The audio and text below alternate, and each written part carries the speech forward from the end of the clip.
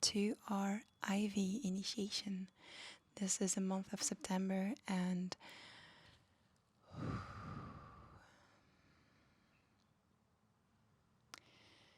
it's eclipse season, so it is initiation.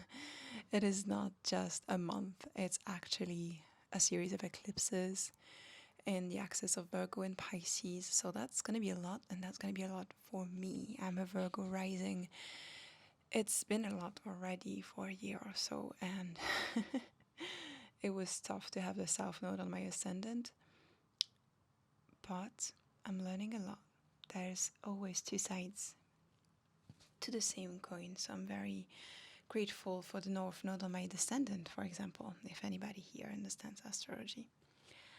I am very, very, very happy that we got to the Ivy. I'm very proud of this series, and we're, rounding up to the end of it. It's the end of the OM series very soon. We have September and then we have 2 in October. So I hope that you'll enjoy this one. Welcome to the Ivy initiation. It's a feminine plant. It's often talked about the counterpart to the vine that we did in the month of August. And the vine was all about the prophetic visions, the opening to the external world. This one actually takes us inwards. It's the initiation of the spiral.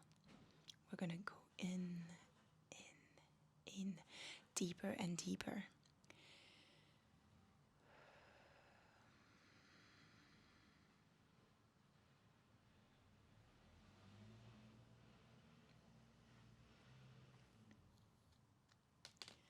I want to talk about my experience with the ivy.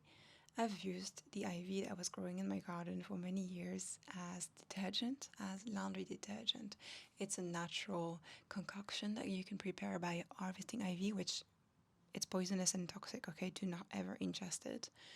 But as a concoction, when you boil ivy leaves and then you strain it, the water that you keep can be used to clean in a very natural way your laundry. And what I understood from working with this plant in this way is that it is a spiral, it is a vortex spiral that comes in within you to lift up what's been stuck, to restore you to a sense of originality, of authenticity, of alignment. It's lifting up the things that are not yours and helping you reflect on the patterns that you've collected and then transcend them. So it's going to be a beautiful healing that we do together. I also have my Club Forest t-shirt with a very happy tree. It's called Feel Good, Feel Tree instead of Feel Free. I love it. And let's get on with the meanings of the ivy in Celtic cultures and how this archetype worked for them.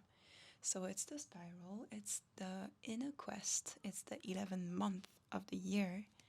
It's all about the power of shadow work, of going within and analyzing, embracing life's totality. You are not just one. You are multiple, and there are parts of you that you might push to the side and repress, which is very ascendant and descendant axis, like I was talking about, Virgo and Pisces. And yeah, there's two sides to the same coins. We are evolving in a world of duality. So here we enter the labyrinth. We go in, we search through the spiral. And there's themes of immortality, of resurrection, of rebirth. This is a natural cleanse of the self. The ivy is sacred to most moon and star goddesses throughout different cultures. So we're really connecting with feminine energy, with the goddess, with the gentle embrace and the union of yourself. Ivy connects species and plants together in gardens, in forests. It really is used as medicine when people are isolated and out of their community. It's a binding force. It will connect you, help you connect again with your local community. As always, I'm quoting this wonderful book called The Celtic Year by Danu Morgan, and in it she says, Ivy is an excellent ally for developing wisdom in social situations. It's the energy of support, of interconnection, to learn how to give and receive equally.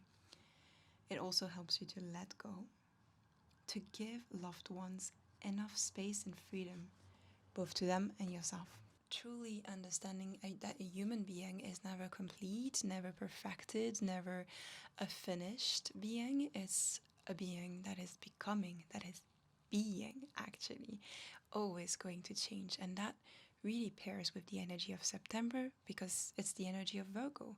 So, right, we're in the intense version of September because we're in eclipse season, which only happens, in this axis every 9 years, but in Virgo every 18 years. So it's an intense, magnified energy that happens every September. I don't think it's a coincidence that is also when people start their new scholar year, academic year. Like we're truly going into the next level. So embrace that, be a student of your divine self, of your divine energy, of your essence, by jumping into the spiral, by going into the labyrinth and seeing that what's in this labyrinth is the myth of the Minotaur, which is a Greek myth with a chimera that is both human with the head of a bull. The Minotaur is scary, but it represents one thing. If it represents your shadows, it also represents your strength, your power, your resilience. So learn to accept yourself, learn to accept your shadow, learn to see it and to love it. And the more you integrate your shadow, the more authentic, whole you become. You're always going to be between this axis of becoming and integrating and being.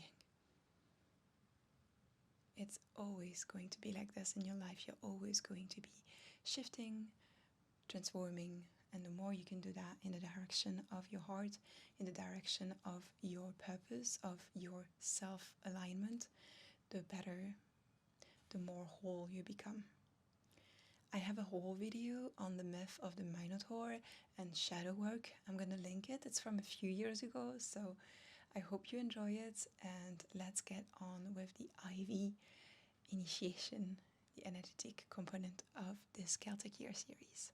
Thank you for being here. Before we start, I want to renew our collaboration, our involvement with the world that we belong to. And as we talked about with the Ivy, we're all interconnected, and this helps you out of isolation and unites you, binds you with your community of choice. As with the Vine, we were offering a fundraiser for Dört Ayaklılar, which is a charity, an association for street dogs, stray animals that a lot of you participated in. I would like us, just like in the previous video, to receive the energy that is offered, and whatever extra that you're not in the space to receive, and whatever you can conjure up, to send it to the world at large. We are facing a very difficult moment right now, and if there's anything that we can do, of course with our finances, with our resources, with our voice, but also with our focus, with our attention, with our energy, then let's redirect it. So this is a little pendant of the world that I'll be putting here, and it will be a proxy and a point and an anchor point. It will be an anchor point to, send it. I also want to talk about my Patreon. I've rewired all of my offerings in the summer between July and August. And so now there's different levels, but they're all connected into a spiritual path. It's my community in which I offer everything that I know about one specific initiation. Last month was all about the sacral chakra and the navel chakra. This month we're doing the solar plexus, as well as a collaboration with the Earth Star chakra, which is under our feet. So I really, really encourage you to join us and see what that could do for you. You can cancel at any time. and it would be a beautiful series of ceremonies, as well as connecting with a community that has been doing this, that wants to do this, that has aligned intentions. I hope that you can support my channel that way and support your own spiritual path. Thank you. I also teach Reiki school. Everything I know about energy healing is available on my website, and I offer sessions for both you or your animals. I also do couples energy session. I do family dynamics, I can meet you with any of your family member and help resolve the energy or the karma or the bounds that exist between you. So drop me an email if you need payment plans as well. I offer this. Just contact me and I hope that I can help you. Thank you so much. Let's start with this beautiful Lemurian starseed and enter the spiral of the ivy.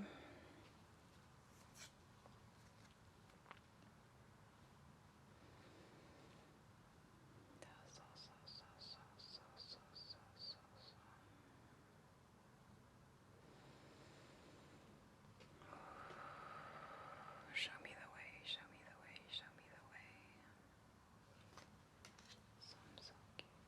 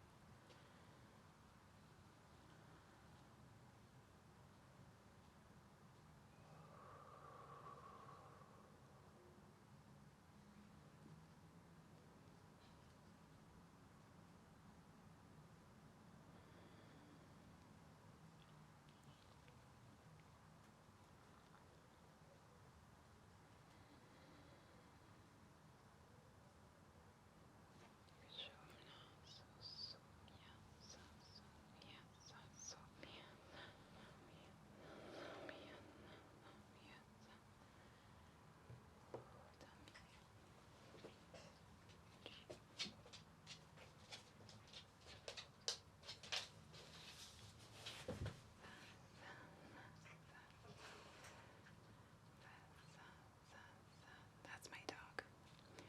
My dog has just positioned herself in front of me, guarding the gates.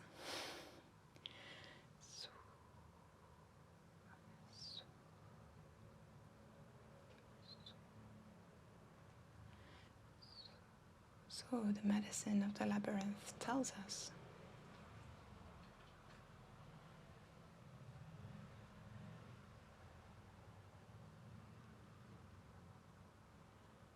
that whenever we enter this shadow work, this inner quest, we carry a red thread with us. As in, we know where we've been and we can find a way out. It's important to do this with potent tools, guides, or community, because we can get lost there and we don't want to. You need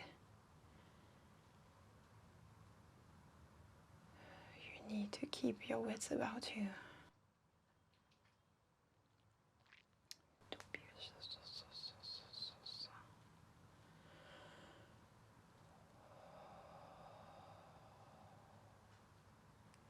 And that's really the theme of what your parents didn't like about you, and they taught you to not love that anymore. And that's why it's in the shadows, because your parents or the people around you in your early childhood, they rejected a part of you.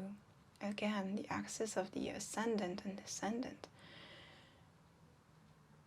The descendant is the opposite of the ascendant, so it's all about what we reject, what we don't own up. It's a big part of who we are, but we put it in the shadows. So what has been rejected?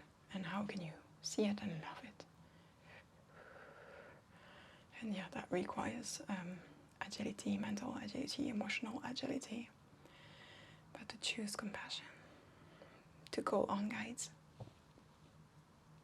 they can help you love it. And again, you know, we talked about moon goddesses, the ivy being sacred to moon and star goddesses. The moon highlights what we don't see. We are very intimate with the moon. We have a strong relationship where she highlights what's in the shadows. So call on whichever guide you feel called to that has the same energy, the same archetype of loving your most intimate self.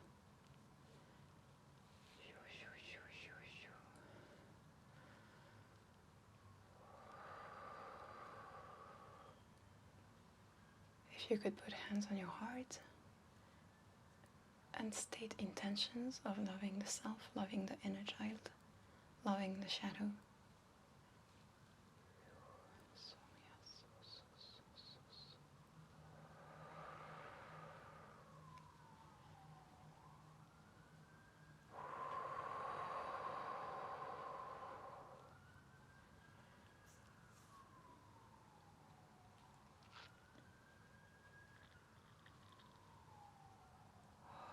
And alright, we're going into the solar plexus, which again is beautiful how connected all the things that I'm weaving are, because the Patreon focus is the solar plexus this month, which is a very important chakra, not talked about enough in the light of a spiritual path of balance and radiance.